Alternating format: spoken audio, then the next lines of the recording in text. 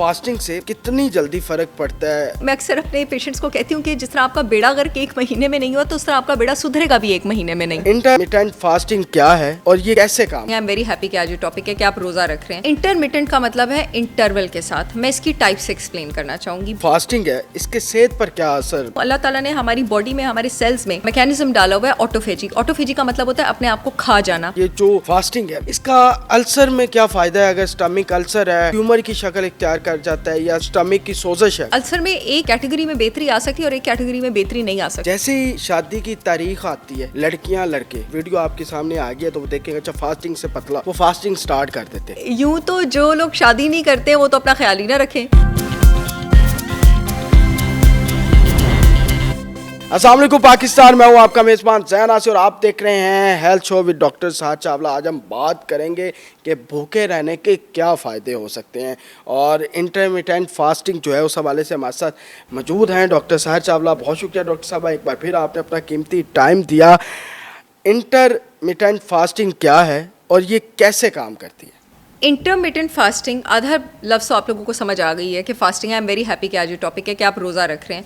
Intermittent का मतलब है इंटरवल के साथ। मैं इसकी टाइप से एक्सप्लेन करना चाहूँगी। बहुत टाइप्स ऑफ इंटरमिटेंट फास्टिंग है जिसमें से आपको सिर्फ एक करनी चाहिए और बाकी नहीं करनी चाहिए। पहले वो सारी बताऊँगी जो नहीं करनी चाहिए।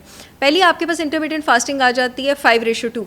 5:2 इंटरमिटेंट फास्टिंग का मतलब ये है कि हफ्ते में 2 ऐसे दिन हैं जिसमें आप 500 कैलोरी से ऊपर नहीं लेते और बाकी 5 दिन जो मर्ज़ी करते हैं, जितना मर्ज़ी खाते हैं, जो मर्ज़ी करते हैं। इंतहाई गलत, क्योंकि इससे आप इंटरमिटेंट फास्टिंग से जो फ़ायदा अचीव करना चाह रहे होते हैं वो आपको फ़ायदा अचीव नहीं होता। और फ़ायदा आप क्या अचीव करना चाह रहे होते हैं? आप चाह रहे होते हैं आपका हाफ़ज़ा तेज़ हो, आपके ब्लड शुगर कंट्रोल हो, ब्लड कोलेस्ट्रॉल नीचे जाए, आपका वज़न नीचे जाए, आपकी नींद इंप्रूव हो, आपकी सेहत इंप्रूव हो। ये सारे फ़ायदे आपको इस रूटीन से अचीव नहीं होते। जब आप किसी चीज़ में कंसिस्टेंट रहते हैं तब अचीव होते हैं।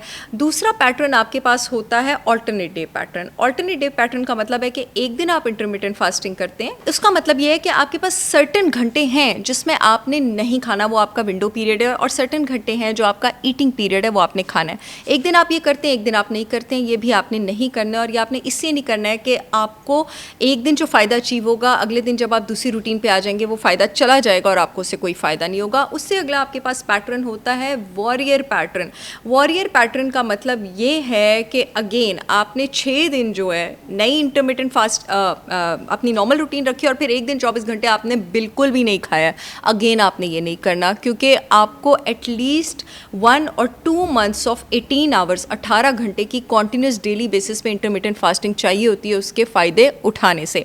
अब आपने करना कौन सा है? जो मैं उन लोगों को सजेस्ट करती हूँ जो आपके पास बिगिनर्स होते हैं, जो इस पैटर्न पर नए होते हैं, दैट इज़ 16:8। यानी डेली बेसिस पे रोज़ 16 घंटे आपके पास ऐसे होंगे जिसमें आपने कुछ नहीं खाना और 8 घंटे का आपके पास ईटिंग पीरियड होगा जो आपने खाना है। और जो 8 घंटे का आपका ईटिंग पीरियड होगा वो आपके पास इस तरह का नहीं होगा कि वो 8 घंटे का ईटिंग पीरियड आप रात के 10 से सुबह के 6 बजे तक रखेंगे ना। आप रात को अपनी नींद पूरी करेंगे और रात को आप खाते भी रहेंगे तो आपको फ़ायदा नहीं होगा। वो ईटिंग पीरियड आपने डे के आवर्स में रखना है और उसके बाद रात का आपका पीरियड होगा जो आप नहीं करेंगे। इंटरमिटेंट फास्टिंग इतनी पॉपुलर क्यों है? मैं इसको अक्सर अंग्रेज़ों का रोज़ा कहती हूँ। इससे आपको वही फ़ायदे अचीव होते हैं जो आपको रोज़े से अचीव होते हैं। जैसे कहते हैं ना, रोज़ा डायबिटीज़ का भी इलाज है, शुगर का भी इलाज है, मोटापे का भी इलाज है, इम्यूनिटी भी इंप्रूव करता है। तो इंटरमिटेंट फास्टिंग से भी अल्टीमेटली आपको सारे बेनिफिट्स अचीव होते हैं। अच्छा, ये जो फास्टिंग है इसके सेहत पर क्या असर होता है कि इसकी मतलब कितनी फ़ायदेमंद? मैं आपको सबसे खूबसूरत इसका असर आपकी सेहत पे बताती हूँ। अल्लाह ताला ने हमारी बॉडी में, हमारे सेल्स में एक मैकेनिज्म डाला हुआ है ऑटोफेजी। ऑटोफेजी का मतलब होता है अपने आप को खा जाना। हमारी बॉडी के सेल्स और हमारी बॉडी की प्रोटीन्स जब जिस्म के लिए खुद ही जहरीले हो जाते हैं और ख़राब हो जाते हैं तो वो अपनी ऑटोफेजी स्टार्ट कर देते हैं, अपने आप को डीनेचर करना। यानी जो प्रोटीन्स ख़राब हुई हैं, डीनेचर हुई हैं, वो अपने आप को जिस्म से निकालना शुरू कर देती हैं।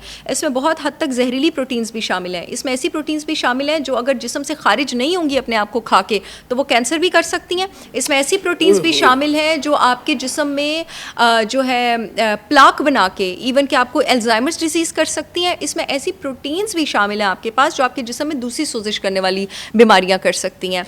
अगर over the period of time आपकी अनहेल्दी हैबिट्स की वजह से आपके जिस्म का ये रिपेयर और रीजनरेशन प्रोसेस स्लो हो गया है, तो फास्टिंग करके आप इसको तेज़ कर सकते हैं। सबसे बड़ा फ़ायदा इंटरमिटेंट फास्टिंग का ये है कि जिस्म से सारे जहरीले मादे और ये जहरीली प्रोटीन्स खारिज होना शुरू हो जाती हैं, अपने आप को ईट करना शुरू हो जाती हैं। और दूसरा इसका मेरा बहुत फेवरेट फ़ायदा ये है कि इंटरमिटेंट फास्टिंग आपके जिस्म में एक केमिकल बनाती है BDNF, brain derive neurotrophic factor.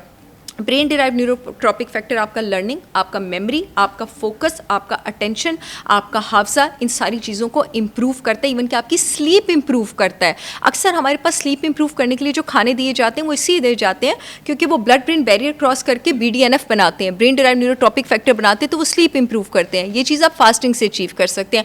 Fasting का एक और मेरा बहुत फेवरेट फ़ायदा आपके पास ये है, जिस वजह से ब्लड शुगर्स भी आपके पास कंट्रोल होते हैं, वो ये होता है कि फास्टिंग आपकी गट लाइनिंग में, गट सेल्स में एक फैटी एसिड बनाती है जिसको ब्यूटारिक एसिड, ब्यूटारेट कहा जाता है।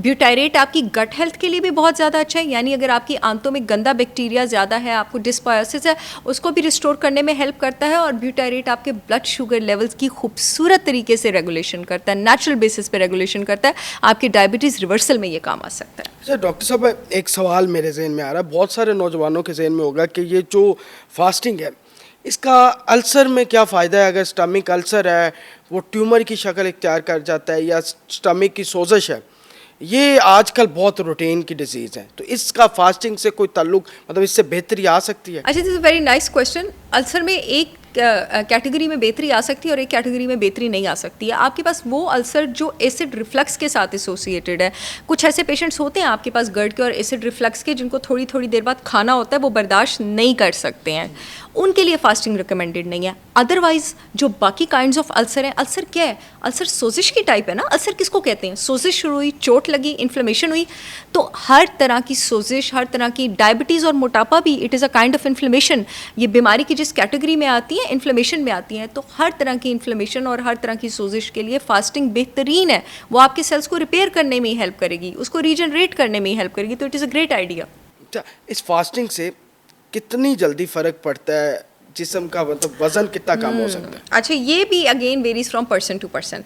अब देखिए, अगर आपकी बॉडी में, मैं अक्सर अपने पेशेंट्स को कहती हूँ कि जिस तरह आपका बेड़ा अगर के 1 महीने में नहीं हुआ, तो उस तरह आपका बेड़ा सुधरेगा भी 1 महीने में नहीं, ठीक है? बिकॉज पीपल एक्सपेक्ट टाइम लगता है। अब स्पेशली जब लोगों ने 35-40 क्रॉस कर लिया होता है, बुढ़े होते हैं बेचारे मेरी तरह, तो होता ये है कि आपकी बॉडी का जो रिपेयर और रीजनरेशन प्रोसेस है वो थोड़ा स्लो हो गया होता है। और अगर बॉडी में बहुत ज़्यादा डैमेज हो, बॉडी ना ऐसा नहीं करेगी कि बॉडी बड़ी समझदार है, वो हमारे जैसी नहीं है, उसको अपनी प्रायोरिटीज़ पता होती हैं। उसको पता है कि पहले मुझे ये चीज़ अचीव करनी चाहिए, उसके बाद मुझे ये अचीव करनी चाहिए। वो ये नहीं करेगी कि पहले आईफोन खरीद लेगी और सर ढकने के लिए छत ना हो, वो पहले घर खरीदेगी, उसके बाद वो जाके आईफोन खरीदेगी। बॉडी समझदार है, हमारी तरह नहीं है।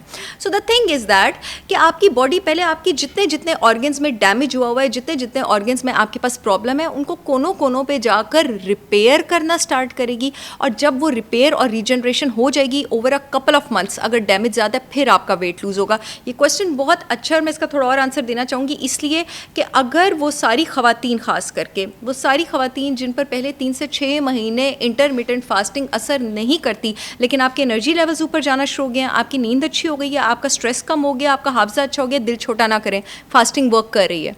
एक्चुअली पहले वो अपनी बॉडी का जो सारा डैमेज है वो पूरा कर रही है, कुछ महीनों बाद आपका वेट लॉस भी स्टार्ट होगा। अब ये सवाल जो है ये मैं अपने आबाओ अजदाद के लिए, अपने वालिदैन के हवाले से पूछना चाहूँगा। बहुत सारे हैं जिनको डायबिटीज़ का मसला है, उनके लिए जो फास्टिंग है ये वाली, तो ये कितना फ़ायदा मंद है और किस तरह करनी चाहिए? पूरे दिन की रूटीन क्या होनी चाहिए? डॉक्टर साहब आप बता दें, आज बेचारे बड़े परेशान हैं डॉक्टरों के पास जा जाकर। इसका भी मैं थोड़ा डिटेल में आंसर देना चाहूँगी। अच्छा, डायबिटीज़ 3 टाइप की होती है। एक मतलब 3 ट्रीटमेंट मॉडलिटीज़ होती हैं। एक जो डाइट कंट्रोल पे हो, दूसरा जो आपके पास ओरल हाइपोग्लाइसीमिक्स ले रहे होते हैं, ग्लूकोफेज वगैरह, और तीसरा आपके पास जो इंसुलिन पे होते हैं। ठीक है, जितने भी लोग इंसुलिन पे हैं और ओरल हाइपोग्लाइसीमिक्स पे हैं, आपने अपने डॉक्टर के मशवरे के बगैर खुद फास्टिंग नहीं करनी है। अच्छा। मेरे जितने भी पेशेंट्स हैं जैन, जो डायबिटिक्स बिल्कुल नहीं करनी ना, उनको ब्लड शुगर ऊपर नीचे जा सकते हैं। मेरे जितने भी पेशेंट्स हैं जो इंसुलिन ले रहे हैं, ओरल हाइपोग्लाइसीमिक्स ले रहे हैं, मैं रोज़ उनके ब्लड शुगर लेवल सुबह मैसेज में अपने पास मंगवाती हूँ, देखती हूँ, फिर हफ्ते बाद 2 हफ्ते बाद मैं उनकी इंसुलिन डोज एडजस्ट करती हूँ, उनके ओरल हाइपोग्लाइसेमिक डोज एडजस्ट करती हूँ और अल्लाह का शुक्र है 3-4 महीने में छूट भी जाती है। तो पहली बात बगैर कोचिंग के नहीं छूट जाती है, छूट, अल्लाह का शुक्र है, अल्लाह का शुक्र है, पब्लिकली कह रही हूँ, अल्लाह का शुक्र है। सो आपने बगैर कोचिंग के नहीं लेनी है, ठीक है। अच्छा, अब अगर आप कोचिंग के साथ हैं तो आपकी रूटीन में थोड़ी सी क्या चीज़ें होनी चाहिए।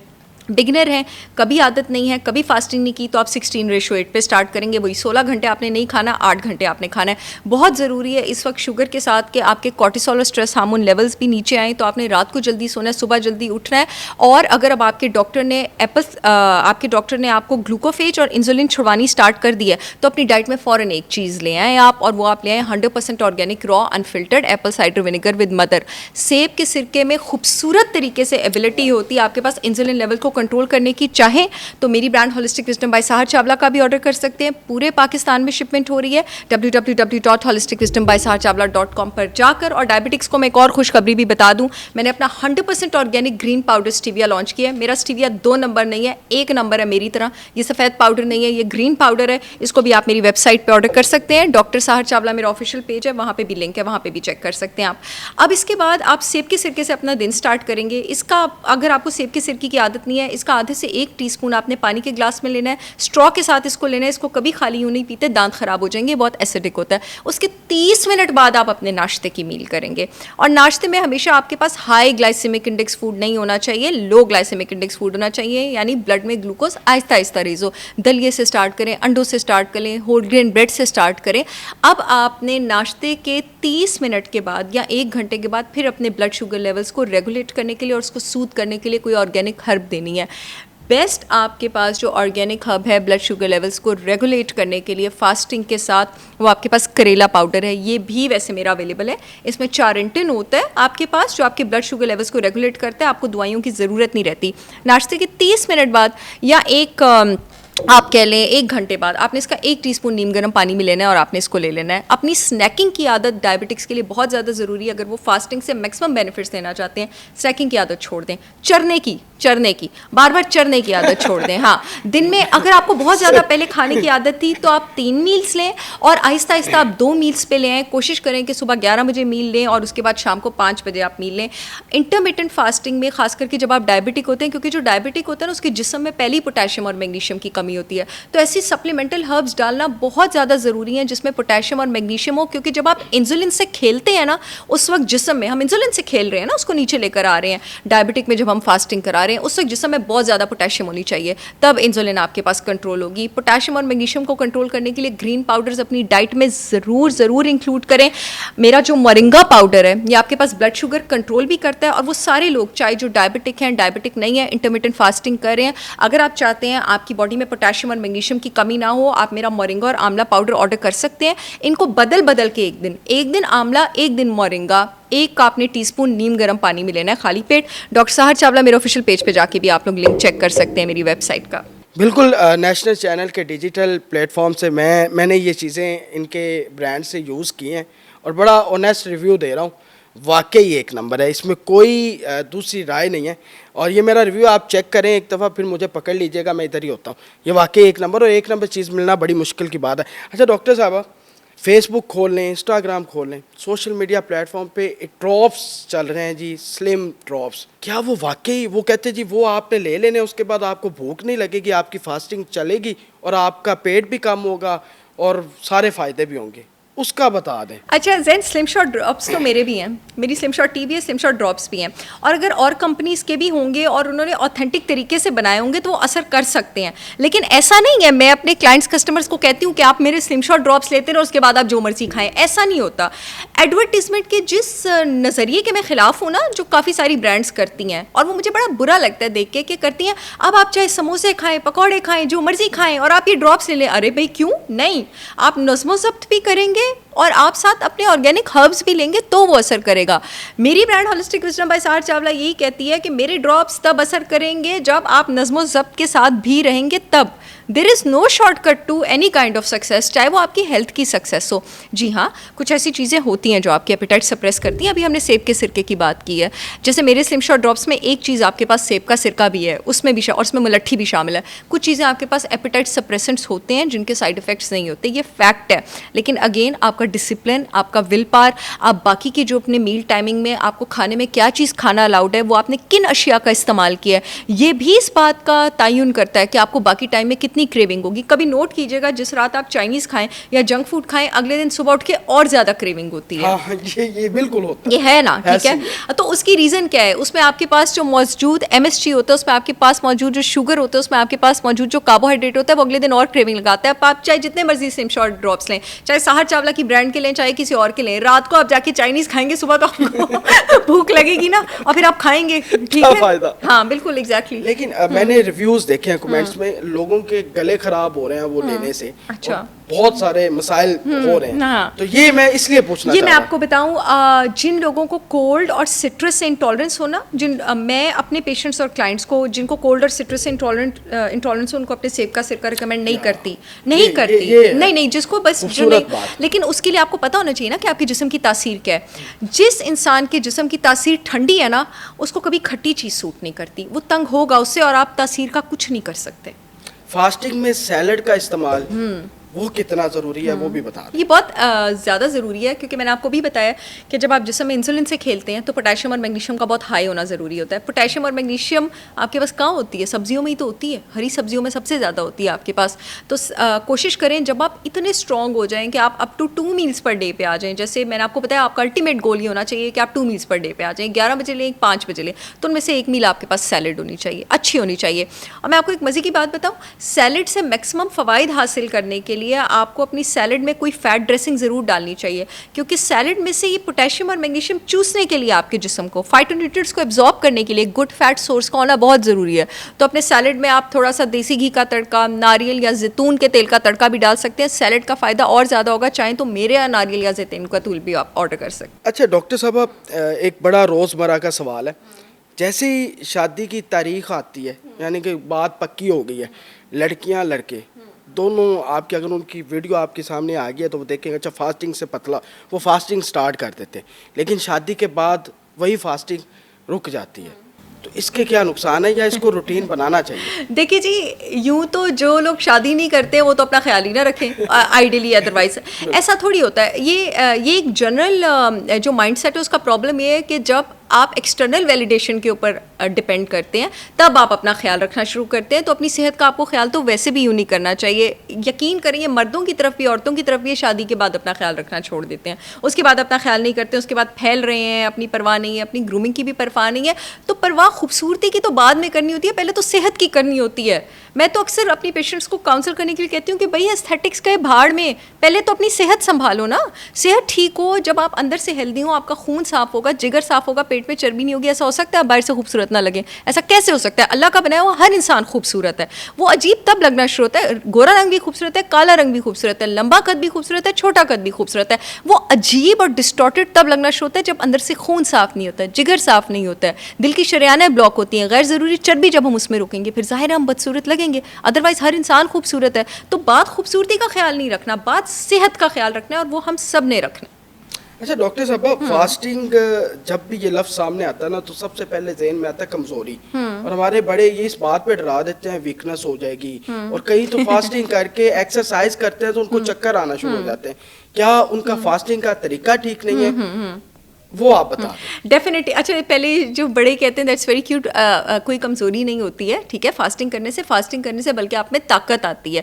फास्टिंग करने से आपके गट में जो आपका माइक्रोबायोटा है, यानी गुड और बैड बैक्टीरिया है, उसका एक बैलेंस होता है। गुड बैक्टीरिया बैड बैक्टीरिया से जीतना शुरू हो जाता है। आपको पता है, आप जितनी ज़्यादा फास्टिंग करते हैं, आप एक नई तरह का स्ट्रेन बनाते हैं गुड बैक्टीरिया का अपने गट में, वो आपकी माइक्रोबियल डाइवर्सिटी बनाता है। तो मैं अक्सर कहती हूँ, गट स्ट्रॉन्ग तो मैं स्ट्रॉन्ग। तो जो चीज़ आपका गट स्ट्रॉन्ग कर रही है, वो आपको वीक कैसे कर सकती है? जो आपका हाफजा स्ट्रॉन्ग कर रही है, आपकी नींद अच्छी कर रही है, आपकी सोजिश नीचे लेके जा रही है, वो आपको कमज़ोर कैसे कर सकती है? और दूसरी बात ये कि जो लोग एक्सरसाइज के साथ फास्टिंग करते हैं और अपने प्रोटीन शेक्स नहीं लेते हैं, ठीक है, अगर आप स्ट्रेंथ ट्रेनिंग करते हैं या आपका कैलोरी काउंट कम है और आपको चक्कर आने की वजह होती है कि आप डाइट में, जो इंसान वर्जिश करता है ना और वो फास्टिंग कर रहा है, अगर उसको चक्कर आ रहा है तो इसका मतलब है कि उसकी डाइट में गुड कार्बोहाइड्रेट कम है। और अगर उसके जिस्म में बहुत ज़्यादा दर्दें हो रही हैं फास्टिंग के साथ और वर्जिश के साथ, इसका मतलब है प्रोटीन कम है। तो अपना डाइट चार्ट आप रिव्यू करें। बड़ी खूबसूरत बात आपने की। अच्छा, कॉफ़ी का इस्तेमाल फास्टिंग के अंदर वो कितने फ़ायदेमंद है? अच्छा, कॉफ़ी आपको इंसुलिन हिट ज़रूर देता है अगर आप अपनी विंडो पीरियड में लेते हैं। तो हमने विंडो पीरियड में कोई ऐसी चीज़ नहीं लेनी होती है जो हमें इंसुलिन हिट दे। उसका मैं आपको एक हैक बताती हूँ। उसमें आप 1 टेबलस्पून नारियल के तेल का डाल दें। नारियल के तेल में, हाँ, मैं आपको इसकी रीज़न बताती हूँ। नारियल के तेल में एमसीटीज़ होती हैं, medium chain triglycerides. Medium chain triglycerides जो हैं वो आपका इंसुलिन ऊपर नहीं जाने देते। ये हैक मैं सुबह ये करती हूँ, बिकॉज मैं सुबह उठती हूँ 3 साढ़े 3, और क्योंकि मैंने काम शुरू करना होता है तो मैं अपनी ब्लैक कॉफ़ी में, मैं तो अपनी brand holistic wisdom by Sahar Chawla का 1 टेबलस्पून नारियल का तेल डाल देती हूँ। मतलब कॉफ़ी का फ़ायदा भी ले लिया और अपनी फास्टिंग भी नहीं तोड़ी। ऐसे कर लिया। बड़ी खूबसूरत बात की है, वाकई ऐसे करना चाहिए ताकि आपके फ़ायदे जो हैं वो बरकरार रहें और नुकसान कम से कम हो। तो वीडियो को ज़्यादा से ज़्यादा शेयर कीजिएगा। अपने मेज़बान ज़ैन आसिफ को इजाज़त दें। अल्लाह हाफ़िज़।